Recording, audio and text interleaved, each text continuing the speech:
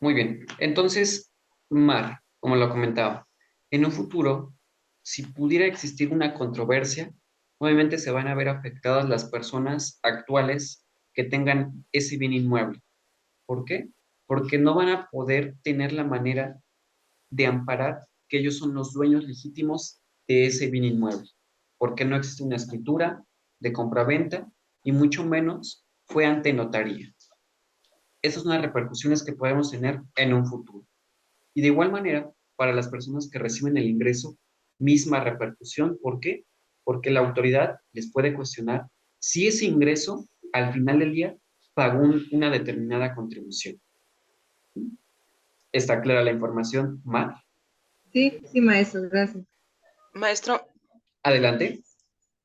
me gustaría hacer una pregunta. Adelante, Alejandra. Ahorita que estamos hablando de de los bienes sin documentación, yo quería saber algo. Cuando uno le venden un carro,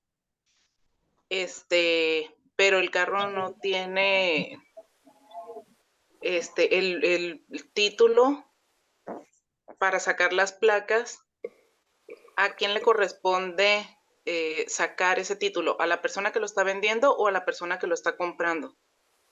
A la persona que lo vende. ¿Por qué, Alejandra? Porque ese vehículo, obviamente, desde la primera compra existe una factura de venta. Es decir, qué tipo de agencia y quién fue la primera persona que lo compró. Ahora, cuando se expiden las placas, obviamente te piden ese documento, pero al no existir, la persona que lo va a vender está obligada a entregártelo. ¿Por qué, Así es. Alejandra? Porque al final del día, en una revisión, Alejandra, un ejemplo, cuando se te queda el vehículo en una plaza y pierdes el ticket de salida, ¿qué te piden, Alejandra? Pues tráeme la información que tú eres la dueña de este carro. Pero Alejandra, ¿qué pasa si Así yo es. te pido la factura o el título? Nos vas a indicar que posiblemente no existe. Entonces, Alejandra, ¿qué problemas puedes tener? Que no puedes recuperar tu vehículo, que lo pongan a disposición de los oficiales y que te van a decir, oye Alejandra, comprueba que realmente ese es tu vehículo, pero no Así vamos a es. poder, ¿por qué? Porque no existe ese comprobante que ampare que realmente es tu vehículo. Entonces, Ok. ahí Alejandra es muy importante que la persona que tenga ese vehículo realmente te dé todos los documentos que pertenecen a ese vehículo. Ok. Muchas gracias. Profe, yo Maestro, tengo quiero una hacer duda. una aportación sobre lo que dice la compañera. Adelante, pero creo hay más micrófonos abiertos.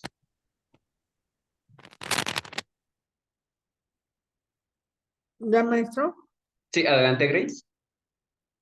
Quiero hacerle una aportación a la compañera, que es muy importante también cuando se va a comprar un vehículo, que vayan a recaudación fiscal, a finanzas, y que vean si no tiene algún crédito fiscal la persona que te lo, a nombre de quien está el vehículo, porque, bueno, acá en Puebla ya los etiquetan. Si tú tienes un crédito fiscal y le debes al SAT, te etiqueta el vehículo y tú a lo mejor lo compras y no sabes que esta persona tenía un crédito. Entonces, cuando lo quieres emplacar o quieres hacer algún trámite, no te deja el SAT porque ya lo tiene etiquetado. Entonces, sí hay que tener mucho cuidado con eso. Interesante, muchas gracias. De nada. Perfecto. Profe, yo tengo una duda. Adelante, Patsy. Sí, mire, hace tiempo miré como una publicación donde dice, bueno, hablando ya sobre en este caso, pues la herencia de terrenos. Escuche, bueno, dos dudas. Uno, ¿qué tipo de impuestos necesito pagar cuando una persona, o yo en este caso, por ejemplo, si heredo un terreno o una casa, qué tipo de impuestos se deben de pagar? Y dos, eh, más bien ahí va mi duda, ¿de qué impuesto me exime el usufructo vitalicio? Ok, Patsy, muy bien, ya fuera de la clase, perfecto, Patsy. Inicialmente, Muy cuando se hereda o cuando se Ajá, transmite la propiedad, el primer impuesto principal que se va a pagar, Patsy, es ajá, traslado de dominio. ok, Ese se va a pagar a nivel municipal. ¿Por qué? Porque como estás vendiendo una propiedad ahora, esa propiedad va a traspasar al nombre de otra. Entonces se tiene que pagar traslado de dominio. ok. Dos, obviamente, al momento de hacer esos trámites, predio, agua, tienen que estar pagados en la totalidad. ¿Por qué, Paxi? Porque ahora cuando se paga el traslado de dominio, esos documentos ya van a cambiar al nombre de la nueva titular. ¿Para qué? Para que pueda pagar en un futuro agua, el predio y posteriormente la luz.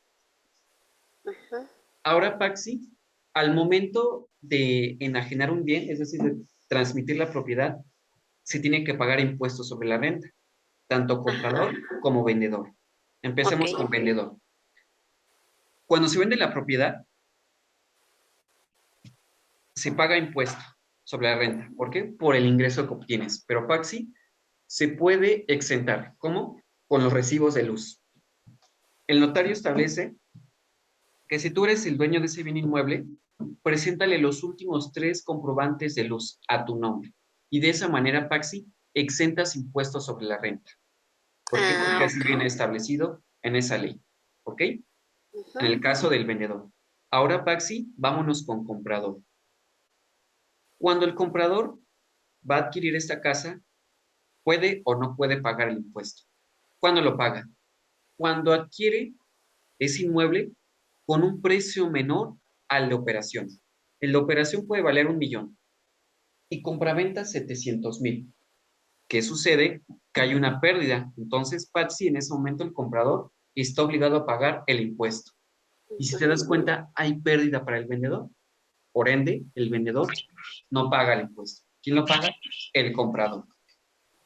Profe, y en ese caso, ¿quién, quién decide o quién establece ahora sí que la diferencia del precio? ¿O en base a qué sale? Voy en ese punto, Mar, ahorita te lo explico. Termino con la explicación. Entonces, esos son los escenarios para pagar impuestos tanto comprador o vendedor. Ahora, en el caso de una donación, cuando se transmite la propiedad, aquí está totalmente exento de pagar este impuesto. ¿Por qué? Porque como tal se transmite, pero no se está vendiendo. Se transmite la propiedad a través de una herencia de igual manera. No se está obligado a pagar impuestos sobre la renta. Pero lo que sí se obliga a pagar es traslado de dominio. ¿Por qué? Porque van a cambiar los documentos al nuevo titular. Ahora, para tu pregunta, Mar, cuando se vende un bien inmueble, existen 3 aspectos. Primer aspecto, el de operación. Es decir, ¿cuál es el monto que tú quieres por el cual se va a vender tu casa? Primero. Segundo, precio. Cuando acudes al municipio, nos da un documento, valor catastral. ¿Cuál es ese valor catastral? El que tiene registrado el municipio. Ahora el tercero, viene un perito evaluador. Contratas una agencia que se dedica a evaluar cuál es el precio actual del bien. Entonces, si te das cuenta, Mar, vamos a tener 3 tipos de precios: de operación, valor catastral y valor perito evaluador. Entonces, valor de operación, Mar, tú me puedes decir, pues, 1,000,000. Valor catastral para el municipio, 900,000. Pero el perito evaluador te dice que tu casa vale 1,500,000. Entonces, de esa forma, Mar, tú dices, no, pues yo quiero que mi casa sea en 1,000,000, porque es lo que pacté. ¿Con quién? Con el comprador, sin tema alguno. Ahora el comprador, obviamente, si respeta ese precio, ambos pueden exentar el impuesto. En tu caso, Mar, presentando los comprobantes, y el comprador, porque está pagando tal cual la contraprestación. Si en algún momento dado dice el comprador, no, pues lo voy a comprar a un menor precio, es una pérdida para ti. Al venderlo, no pagas impuesto, pero ahora el comprador lo paga. ¿Está quedando clara la información? Entonces, profe, por ejemplo, yo cuando compré mi casa, a mí me dieron cierto límite. Yo lo hice por parte de Fobis, en este caso. Yo lo hice por o algo de bienes raíces, promedio de bienes raíces. Y en este caso, la señora lo vendía alto, estamos hablando de 700. El valuador me daba 649, si no mal recuerdo. Y se pagó ese precio al final. Entonces, ahí queda aplicado lo que es la extensión del impuesto. Ujú. Es correcto. En este caso, la persona como lo vendía a un precio alto y se vendió a un precio menor, esta persona no paga el impuesto, pero en el caso de ustedes como compradores, sí tienen que pagar el determinado impuesto.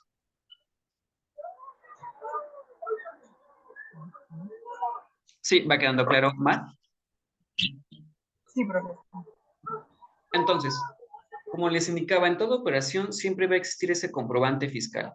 Entonces, Mar, cuando se expide el comprobante, la notaría es un comprobante de tipo ingreso, pero trae un complemento notarial, donde vienen datos de comprador, vendedor y los datos del inmueble. Los datos del inmueble, pues viene el valor de la operación. Realmente, ¿cuál es el precio por el cual se vendió?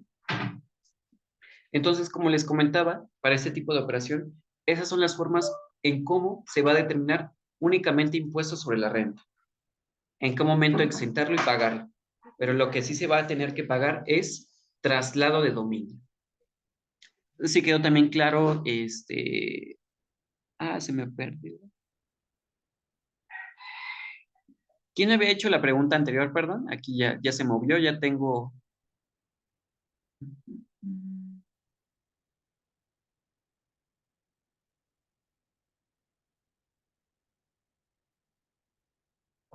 Muy bien. Entonces, ¿duda o pregunta con las preguntas que se están realizando?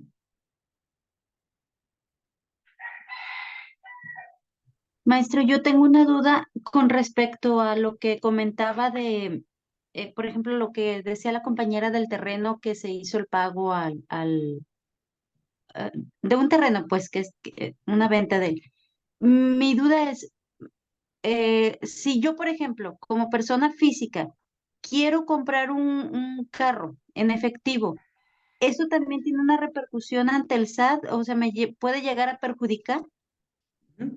Sí, también tiene una repercusión, Claudia, ¿por qué? Porque hoy en día cuando se compra un bien inmueble, incluso un vehículo, existen topes. Es decir, hablamos de que está valuado en UDIs, 700,000 UDIs cuando se compra una casa. En el vehículo está un poco complejo, ¿por qué? Porque obviamente la agencia, Claudia, te va a solicitar tus comprobantes de ingreso. Ok, que ese dinero que tú previamente ya diste de enganche o tengas para pagarlo en efectivo, se va a amparar con el ingreso. ¿Por qué, Claudia? Porque un ejemplo, tú vas a la agencia y no tienes manera de cómo comprobar o decirle a la agencia, oye, pues este dinero lo obtengo a través de esta actividad, pero es que no tengo cómo comprobarlo. Obviamente, ahí ya no se va a prestar la agencia, hoy en día es un poco más difícil, Claudia, ya no se va a prestar la agencia a este tipo de situaciones. ¿Por qué? Porque inicialmente, si la acepta, está haciendo un acto delictivo. ¿Por qué, Claudia? Porque actualmente muchas organizaciones del narcotráfico, ¿qué hacen? Van a la agencia, llegan, compran y pagan en efectivo. ¿Ok?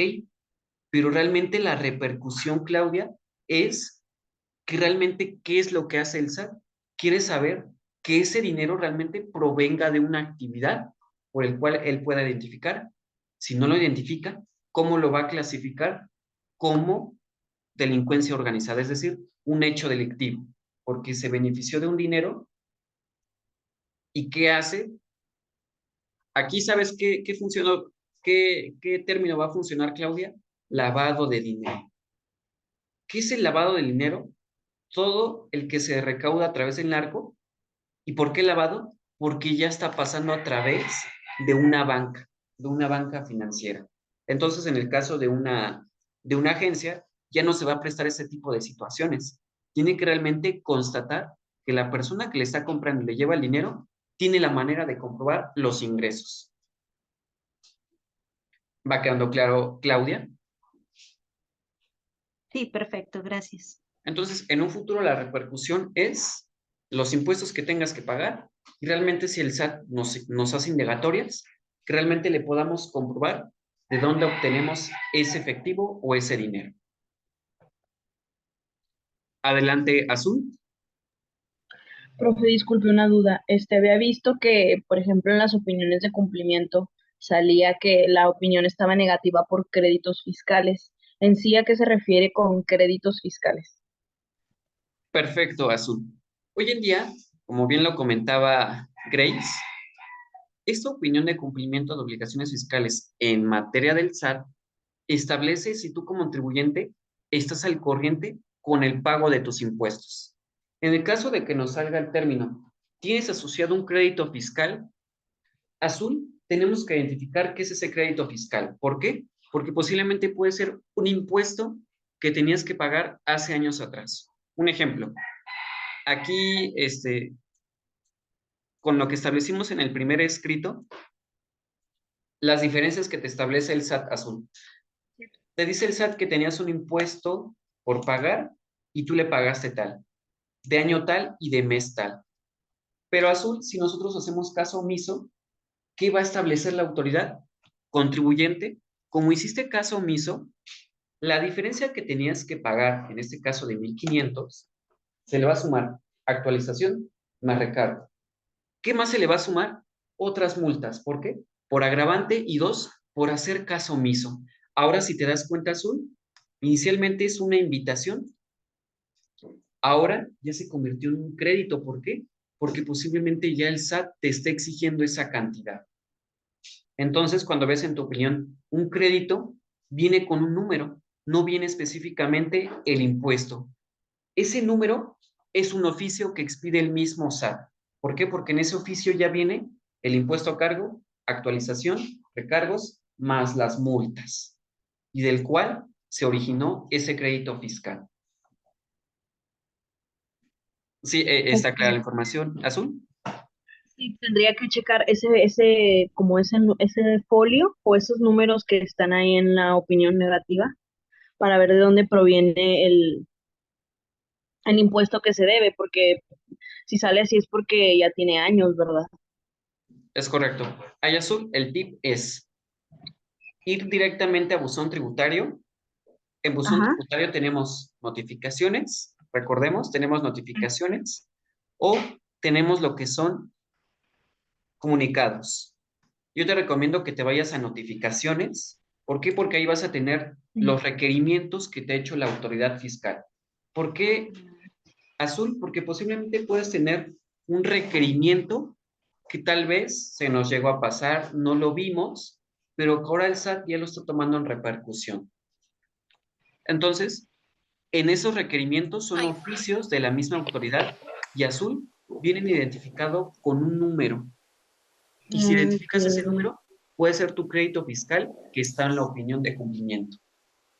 Ok. Profe, Muy bien, gracias. respecto a lo que dice la compañera, hace tiempo, bueno, ya algunos años, me pasó lo mismo, pero cuando me acerqué a las oficinas del SAT me comentaron que muchas veces el sistema o el portal no estaba como actualizado.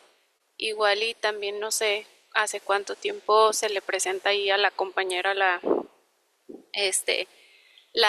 notificación o el comunicado, porque si yo en ese caso pues era una persona RIF ya hace tiempo y pues no tenía por qué seguir apareciendo, pero sí como a los 2 meses, 3, ya como que se actualizó el portal y ya no me siguió apareciendo.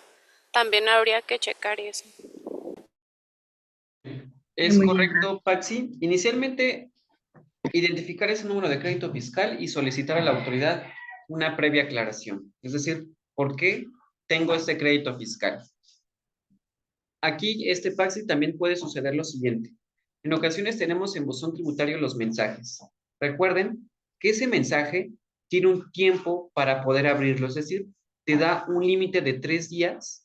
¿Por qué? Porque a partir del 4.º día ya surte efectos. Entonces, Patsy, si llega a buzón tributario, no lo abrimos, no revisamos, no identificamos que ya había una notificación, ¿qué crees, Patsy? Que en automático se abre. ¿Y qué entiende la autoridad?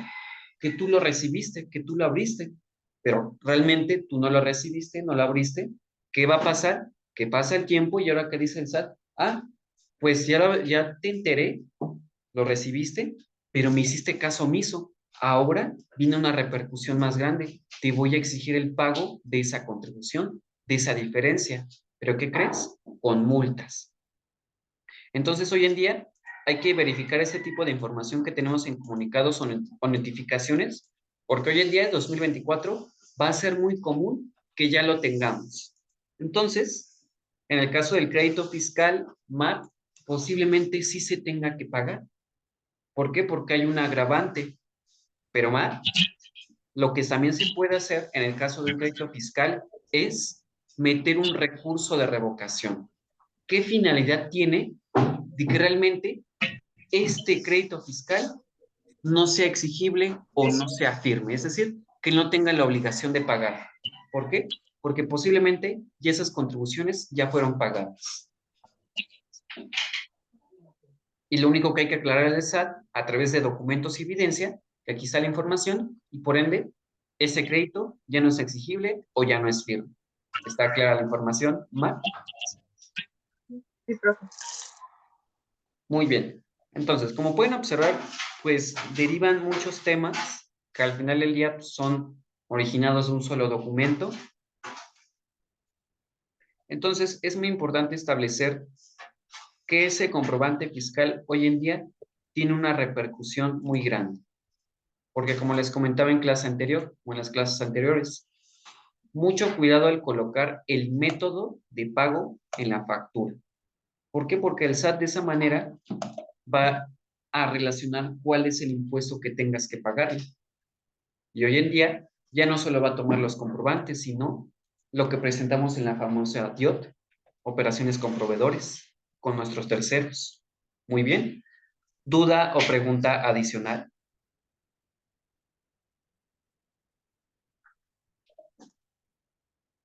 Adelante, Azul. Sí, también había como notado lo que decía mi compañera, que no se actualizaban las opiniones. Por ejemplo, algunos que eran de reciclo los pasaban a la actividad empresarial. O, por ejemplo, algunos que siempre han pagado y el día que no pagan les cae un requerimiento. Eso se refiere más que nada a que el SAT está más sobre los que están siempre puntuales a sus pagos y que también por eso se atrase o no esté desactualizado la opinión. Ok, aquí Azul realmente lo que hace la autoridad sí está muy pendiente de toda la información de todos los contribuyentes. En el caso de los que son de reciclo, obviamente estas personas tributan porque pagan una tasa menor de impuestos.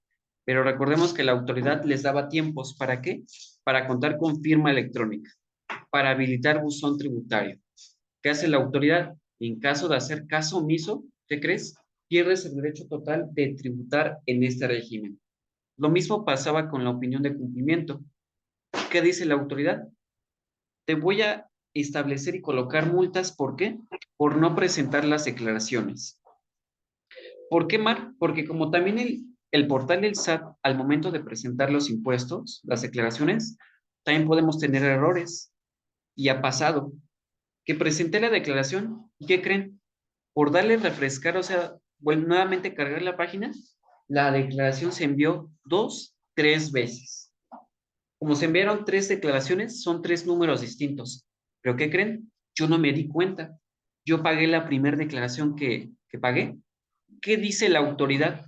La autoridad dice que la última declaración que hayas generado es la real. Entonces, ¿qué creen? Yo pagué la principal, la normal, pero no me percaté que había más declaraciones. Aunque ya esté pagada, ¿qué dice el SAT? Como volví a abrir otra declaración, queda pendiente el pago otra vez. ¿Qué me dice la autoridad? Que te exijo. ¿Por qué te voy a exigir? Porque hay una declaración presentada, pero no pagada. ¿Y qué va a suceder? Que ya está en mi opinión de cumplimiento. Como pueden observar, ahí es otro tipo de escenario con el que también tenemos que tener mucho cuidado. ¿Estamos de acuerdo? Y sucede más o menos cuando se hacen declaraciones complementarias. Creo que después de la tercera o a partir de la tercera ya no se pueden, ya no son como válidas. Sería con la última que se presentó. Si hago más de tres, me lo tomarían en cuenta como la tercera. O sea que no me Es, puedo equivocar muchas veces, ¿verdad? Ujú. Es correcto, Azul. Lo que te comento es que en una ocasión nos pasó que ya se había presentado la normal, pero nos decíamos, volvemos a consultar y hay una complementaria, pero indagábamos de realmente si esta persona hizo la complementaria y nos decía, no, solamente lo único que fue este, hacer el refresh. Y cuando veíamos las horas en que se presentaron esas declaraciones, decíamos, no, pues realmente qué pasa con el sistema, o sea, eran solamente diferencias de segundos cuando se presentó la otra declaración. Entonces nos dábamos cuenta, no, pues también su sistema tiene errores. Entonces ahora lo que hacemos es presentar la declaración, visualizar si no hay otra más, ¿por qué? Porque eso realmente nos afectó. Ok, muy bien, gracias. Muy bien. ¿Alguna otra duda o pregunta?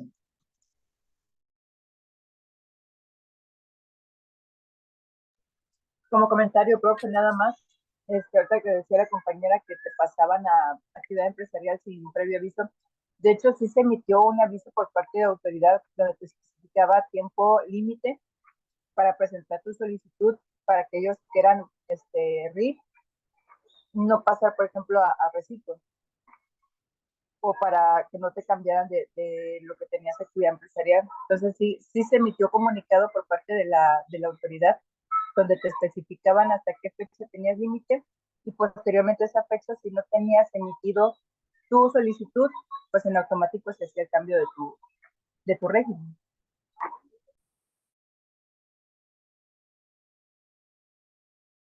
Es correcto, Mar. Gracias por el dato. Recordemos que hoy en día la autoridad sí va a estar muy al pendiente en cuanto a los avisos. Es decir, cualquier aviso que nos indique de que existe hasta cierto término, cierto plazo, muy importante hacerles caso. ¿Por qué? Porque por un día que se nos pase, recuerden, lo mismo sucede cuando hacemos facturas al último día. ¿Qué pasa? Que el portal se vuelve inestable, no me permite realizar alguna acción. Entonces, si hay un aviso, una modificación y tengo que presentarlo a través del portal, hacerlo con previos días antes. ¿Por qué? Porque al final del día, ¿qué pasa? Que se satura y ya no envíe nada. Entonces, ¿qué dice la autoridad? Yo te di hasta este plazo, no lo hiciste, en automático te vamos a hacer el cambio.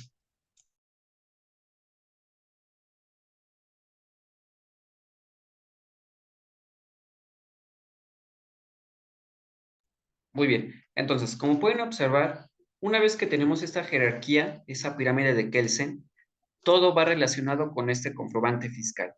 Entonces, inicialmente en el Código Fiscal de la Federación, nos establece que la obligación es emitir este comprobante fiscal por los actos o actividades o por los ingresos que se perciban. Como bien establece, son todas las contribuciones que se van a localizar en cada uno de los comprobantes fiscales. Recuerden que hoy en día esos comprobantes fiscales tienen distintos rasgos que yo necesito conocer. En los ejemplos anteriores, muy importante, al momento de solicitar una factura, que me piden el uso del mismo, es decir, qué tipo de uso le voy a dar a ese comprobante fiscal. Entonces, ese uso, recuerden que lo hemos visto, es muy importante porque también ampara el tipo de impuesto que yo voy a determinar. Entonces, recuerden que una vez que vimos los comprobantes fiscales, los motivos de cancelación y tipo de relación, también venía muy importante el uso de este CFDI. Su fundamento legal de este tipo de información viene el mismo Código Fiscal de la Federación, en el artículo 29A. En el 29A establece qué es lo que necesito yo para poder emitir este comprobante fiscal. Ahora, muy importante, en el caso de reciclo, personas físicas, únicamente para poder emitir sus comprobantes fiscales que requieren de su firma electrónica. No requieren tramitar un certificado. ¿Para qué? Para emitir estos comprobantes fiscales.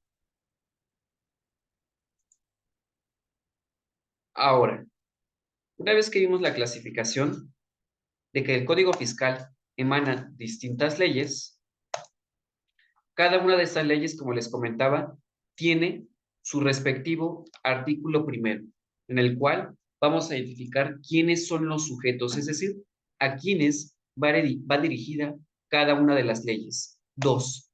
¿Cuál es su objeto? ¿Cuál es su objeto principal? En el caso del impuesto sobre la renta, el ingreso. En el caso del IVA, los actos o actividades. En el caso del Seguro Social, las aportaciones en materia de seguridad social, y lo mismo con Infonavit. ¿Recuerden Infonavit? Fondo Nacional para la Vivienda.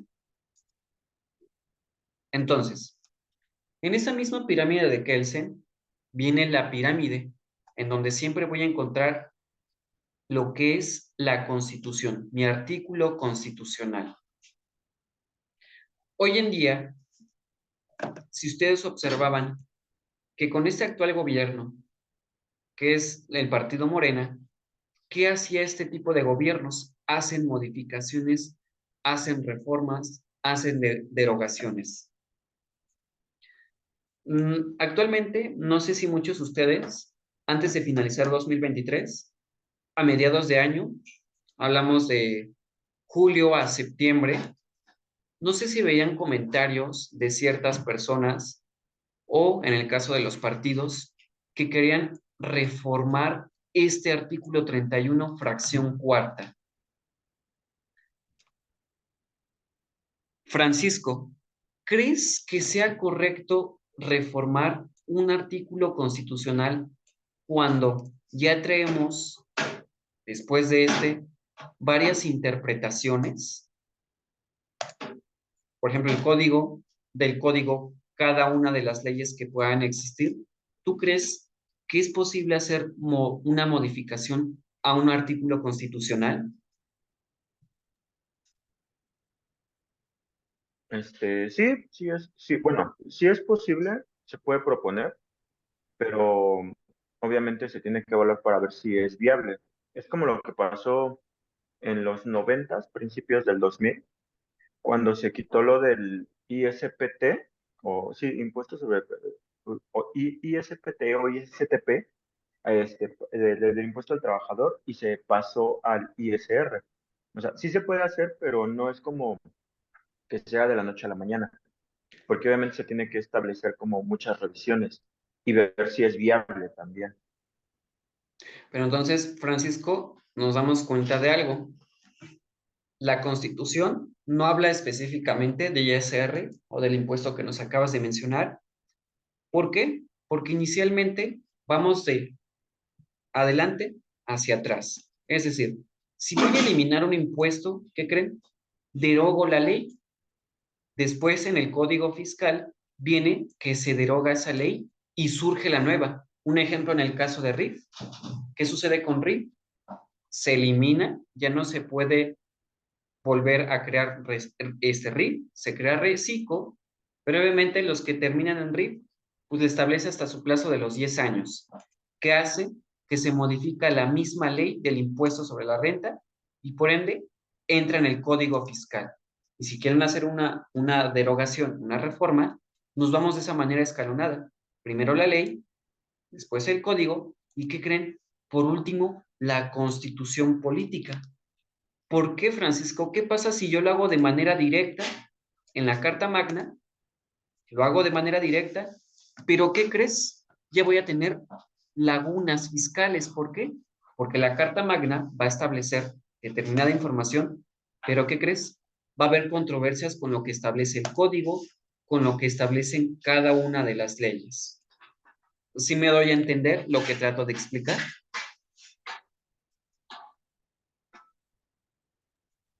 Sí. Entonces, como pueden observar, cada una de las leyes ya vienen previamente relacionadas. al momento de querer deformar cualquier artículo, derogar, eliminar o adicionar, muy importante siempre respetar esa jerarquía, porque hoy en día, ¿cuántas veces no hemos visto que hay lagunas en materia de derecho que hacen los amparistas? Defienden a las personas, ¿por qué? Porque hay un apartado que viene en la ley y que en la misma ley se contradice. Acá me dice sí lo puedo hacer, pero me regreso a la ley y dice que no debía de hacerlo. ¿Pero qué creen? Analizamos una y otra. ¿Cuál es la última que se emitió? Ah, ok. Con la última es la que le hacemos caso. Entonces, realmente, en materia fiscal también sucede lo mismo. Cuando queremos hacer derogas, reformas o eliminación, siempre importante respetar esa jerarquía en la que viene la pirámide de Kelsen.